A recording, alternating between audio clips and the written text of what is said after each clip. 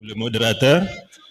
Je profite pour remercier les 4 intervenants pour les présentations de qualité que nous avons eues à l'occasion de ce premier panel.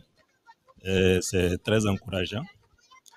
Je vais, pour mon interrogation, m'appesantir sur la présentation concernant la cartographie des villes du Niger, que j'apprécie énormément. C'est vraiment un processus, de mon point de vue, qu'il faut encourager, extrêmement intéressant. Et surtout, l'aspect aussi qui a été évoqué de transfert de compétences en direction des municipalités. Je pense que c'est un aspect extrêmement important, effectivement, dans le cadre de ce travail. Il est absolument important que les municipalités qui reçoivent, en tout cas les 4 municipalités que j'ai notées, qui reçoivent ce processus-là, en tout cas, prennent les dispositions pour que le transfert de compétences y soit assuré. Et ma question maintenant, c'est à quel niveau nous sommes, puisque j'ai l'impression que c'est juste la méthodologie. Est-ce qu'il y a déjà un contenu auquel on a abouti, ou à quel niveau on est par rapport à ce processus de collecte de données, et quelles sont les dispositions aussi qui sont prises pour assurer la continuité en lien avec ce que j'ai dit, la question du transfert de technologie ou le transfert de compétences en direction des municipalités. Parce que j'imagine que ça, c'est quand même un produit qui pourrait permettre à ces municipalités-là d'améliorer leur capacité en matière de gestion urbaine, extrêmement important de s'assurer de la finalité de ce produit. Maintenant, 2 points pour terminer. Il y a, du point de vue au niveau mondial, ce qu'on appelle le CT scan, qui est un processus effectivement qui va dans le sens de cartographier les ressources des municipalités. Et l'idée où le conseil a donné ici, c'est de voir dans quelle mesure, une fois ce travail achevé, qu'on fasse un lien effectivement avec ce processus mondial de CT scan pour connecter les données dans la mesure du possible, parce que je sais qu'il y a toutes les dispositions nécessaires à prendre dans le cadre du partage de ces données, et pour que, en tout cas, ces villes ou ces premières municipalités du Niger qui connaissent ce processus-là puissent y figurer sur le plan mondial dans ce CT scan-là.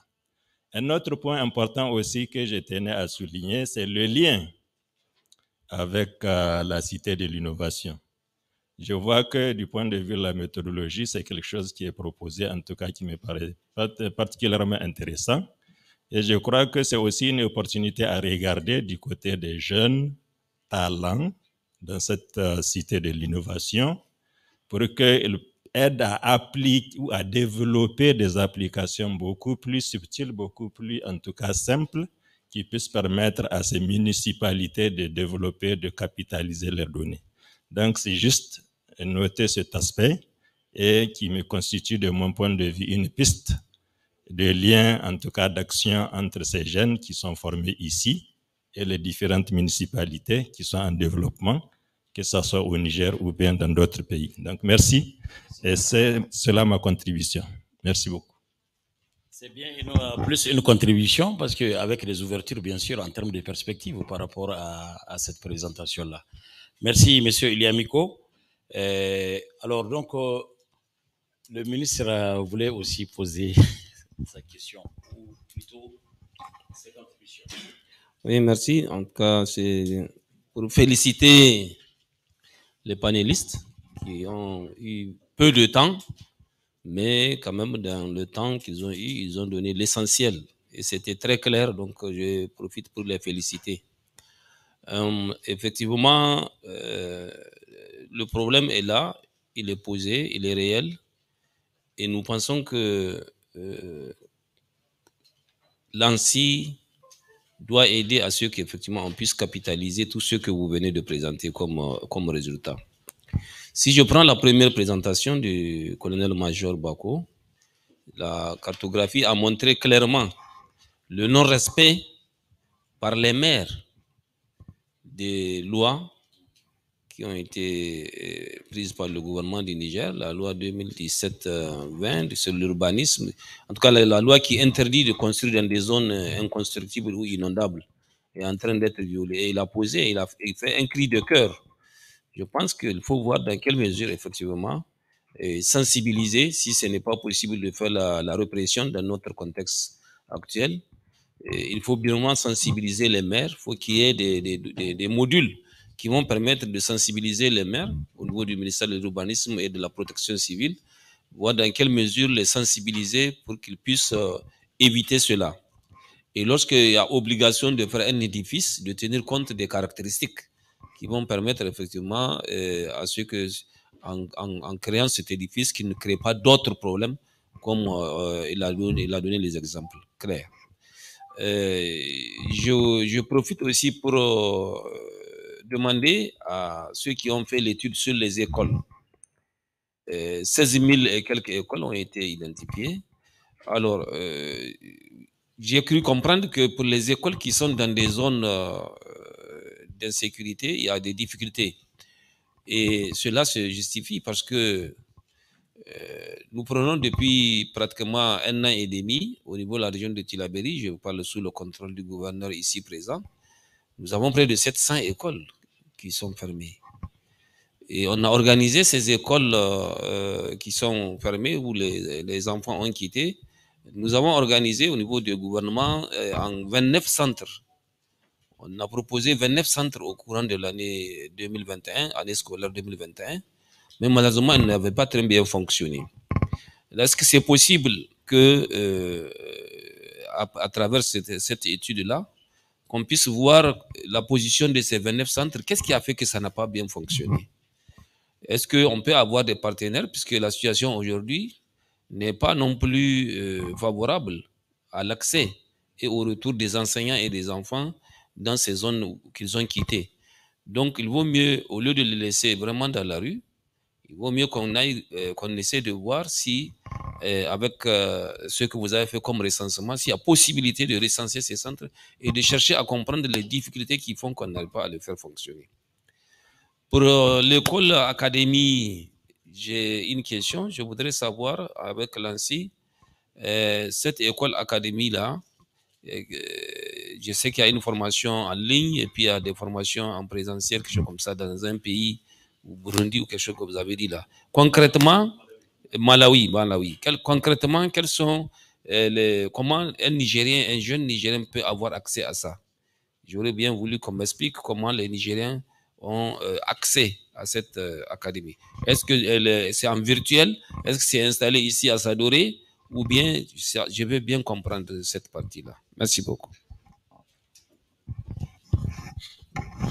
Merci beaucoup, Monsieur le Ministre. Effectivement, je dois dire que ici vous avez relevé donc l'entrechoc entre la situation, le contexte actuel en Afrique, le développement urbain, la démographie, mais également donc tous les chocs et les effets liés au changement climatique. Comment faire?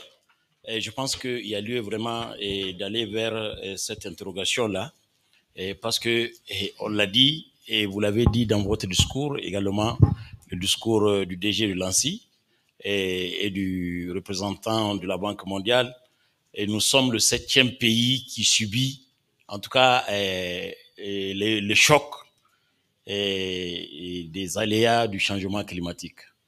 Et nous sommes aussi le pays qui a le plus grand taux de natalité, en fait, donc avec une démographie. Et nous avons des villes, comme la première présentation l'a montré, qui s'étirent comme des élastiques, n'est-ce pas? Donc, qu'est-ce qu'il faut faire par rapport à ça? Je pense que, Monsieur le ministre, vous nous avez ramené donc au centre de la question. En tout cas, c'est le nœud, et c'est le carrefour donc de toutes les contraintes dont nous faisons face. Je pense que avant de passer ou bien vous pensez qu'on peut, voilà. Donc il y a d'autres aussi questions. Merci, Monsieur le gouverneur. Merci. Je dois remercier également tous les panélistes pour leur brillant exposé. Je retiens principalement 2 choses avant de revenir sur ce que le ministre a dit tout à l'heure, parce que ça concerne la région de Tel Aviv et je me dois de réagir pour donner quelques explications. En ce qui concerne la cartographie, je pense que c'est une bonne idée pour prévenir les risques, parce que c'est de ça qu'il s'agit. On dit qui gère les risques prévoit l'avenir. Donc, c'est une très bonne chose. J'ai quand même une petite inquiétude par rapport aux exposés. Je ne sais pas si j'ai très bien compris et je vais poser la question aux panélistes, notamment le professeur Mocho et le colonel-major Bako. Ensuite, à Lancy, trouver mon école. Je crois que c'est ça l'application. Tous parlent de cartographie, de villes, d'écoles. Je veux savoir, est-ce que la démarche tendant à avoir, parce que c'est la même chose, hein, ce sont des bases de données qui sont développées, et ces bases de données-là, est-ce que l'ANSSI fédère à travers elle qui est pour le compte de l'État, chargée de promouvoir une société de l'information? Est-ce que toutes ces bases de données, parce que je ne sais pas, le professeur Mocho parle de l'université, certainement qui développe sa base de données, et au niveau de l'ANSSI, trouver mon école, au niveau de l'école et au niveau de cette cité d'innovation, je crois que trouver mon école aussi, c'est une base de données, une application qui est développée. Il faut que les initiatives se parlent. Il faut qu'on se parle pour que ça soit quelque chose sur une seule base et qu'on trouve quelque chose de nigérien vraiment, parce qu'il se peut que, je ne sais pas, hein, il se peut que ce soit, chaque école développe ses propres applications, alors qu'on peut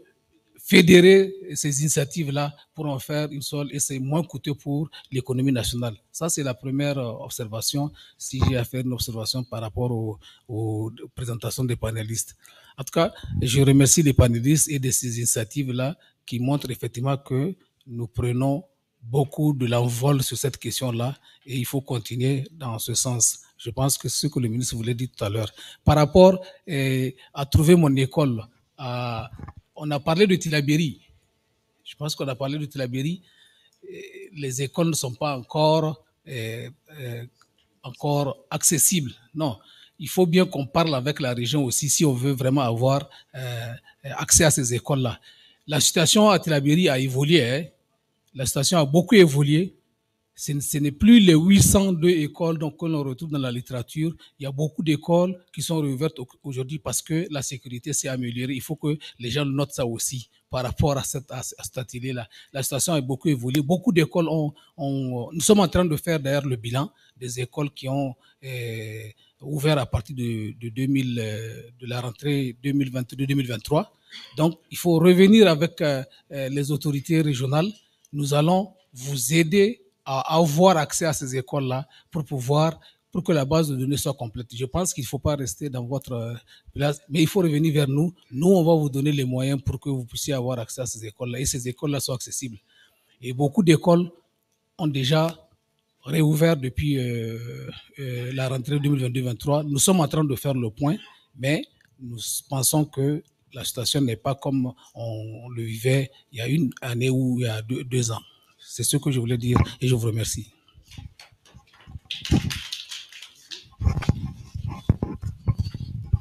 Merci, monsieur le gouverneur. Et effectivement, nous sommes dans votre région. Et c'est tout à fait normal donc de nous rappeler l'actualisation donc de tout ce qui est présenté. Et bien sûr, c'est ça aussi l'adaptation. Hein. C'est-à-dire vraiment, c'est être en phase avec son temps. Je pense que la présentation sur mon école c'est une étude qui a été faite. Donc, c'est au moment de la conduite de l'étude, ce sont les éléments qui sont ressortis. Bien sûr que je pense que le panéliste est tout à fait d'accord avec vous par rapport donc à l'évolution de la situation de manière positive.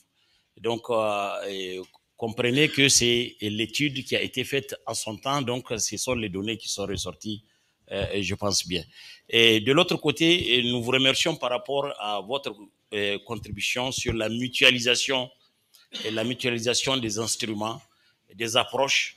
En tout cas, on ne peut pas aller dans tous les sens parce que nous sommes quand même dans le même territoire, nous sommes dans la même région, nous sommes dans le même pays, et donc il va sans dire que pour vraiment aller vers des initiatives qui soient en mesure de lutter contre les risques auxquels nous sommes confrontés, il va falloir donc vraiment mettre ensemble, mutualiser donc tout ce que nous avons comme initiative, comme instrument, comme outil, et bien sûr aussi et surtout créer un cadre comme cette fois-ci là ici. Je crois que l'occasion est belle et elle démontre sa pertinence par rapport donc à cette conférence. Je pense qu'il faudrait saluer encore une fois de plus les initiateurs de cette conférence sur les risques. Et ça démontre combien c'est utile de parler, d'échanger, de savoir que nous avons en tout cas des études qui sont faites. Nous avons également des cartographies sur pas mal de villes et nous avons donc un certain nombre d'informations qui peuvent nous permettre d'anticiper donc sur la gestion des risques et de chercher les solutions de manière précoce et préventive. Et je pense que c'est beaucoup plus une contribution, monsieur le gouverneur. Merci beaucoup. Donc, la série de...